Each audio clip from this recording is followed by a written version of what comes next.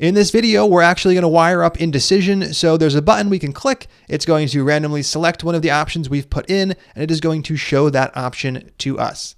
In order to get this done, we're going to kick things off by creating a new button. And for now, we can just put that right here above the remove all button. And I'm actually going to remove this paragraph tag completely. This is where we dump the length to the screen. That's no longer useful since we see the actual items printing to the screen. Right here, we're going to add that brand new button with the text of what should I do? Then we'll close off the button tag, and we are indeed going to be setting up an onClick handler for this one. OnClick. We're going to run some function, one that does not yet exist, but we'll have it be on make decision. So on make decision is going to be defined up above. That is the function that's actually going to generate a random number, find the option that was randomly selected, and print it to the user. Right here, const on make decision. Then we're going to go ahead and set this up to be a function. Once again, we do not need any arguments. All we care is that the button was clicked.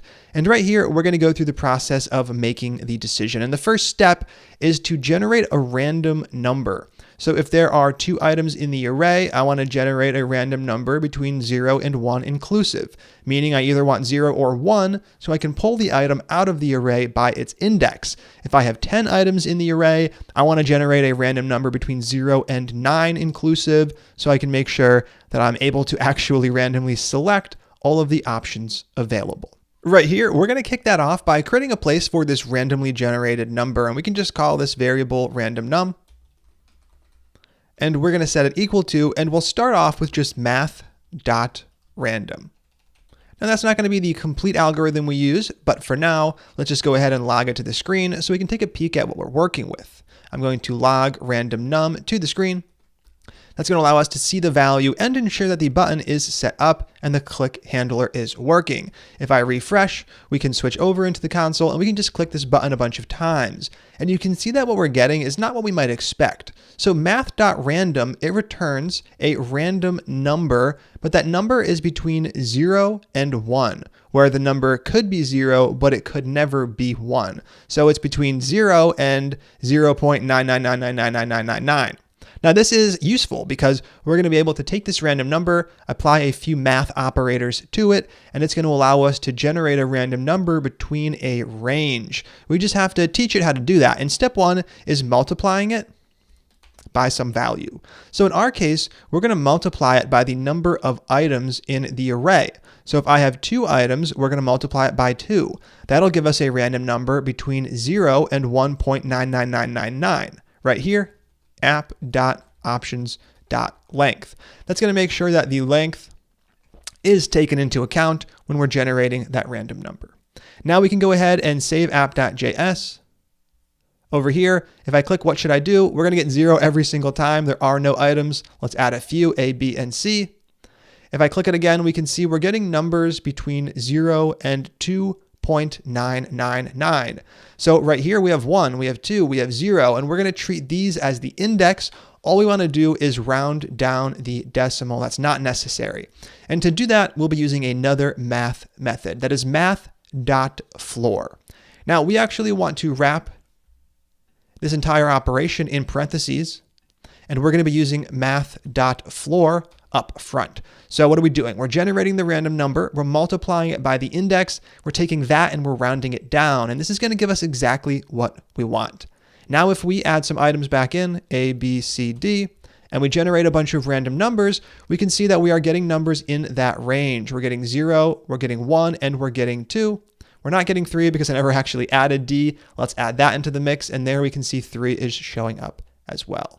So using this technique, we're going to be able to generate those random numbers, and that's going to allow us to get some pretty cool stuff done. So let's go ahead and actually use the random number to pull something from the options array. We're going to create a new const for the selected option. We can call this one option, and we are going to dig into the options array. That is app.options, and we're going to go ahead and find the item based off its index. For example, 0 to grab the first item, but instead of a static index, we want to use the random num variable we just defined.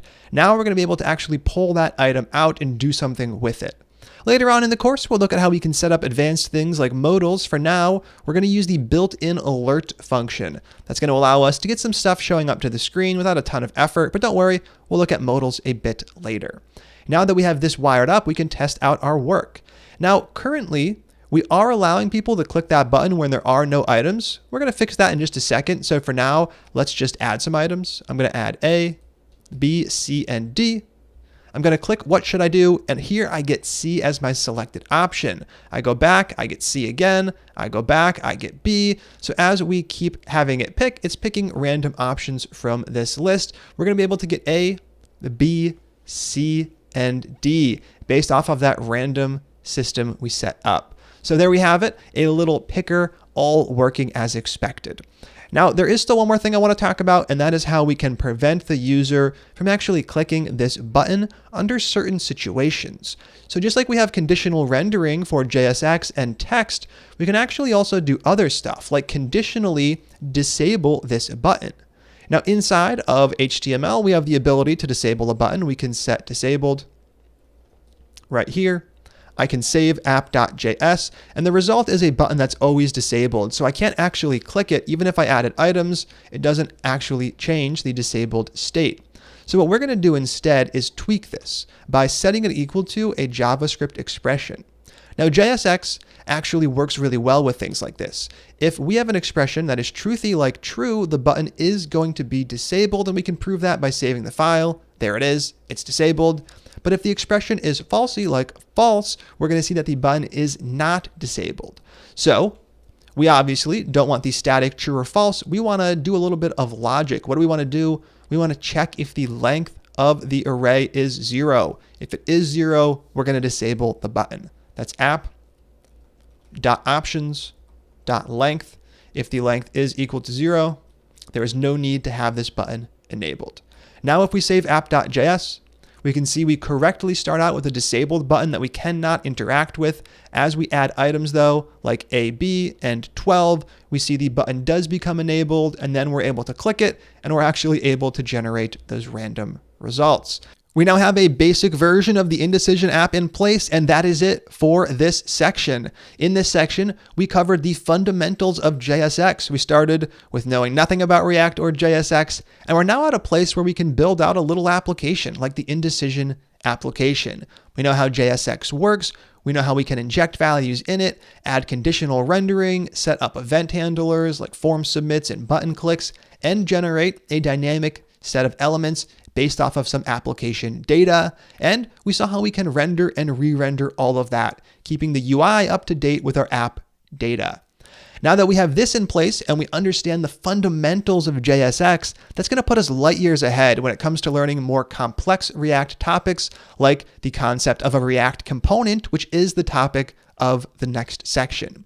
Now, the next video and the last video for this section is a special Build It video where you're going to be required to build up a new application from scratch. I'm excited to get to that, so let's go ahead and jump over there.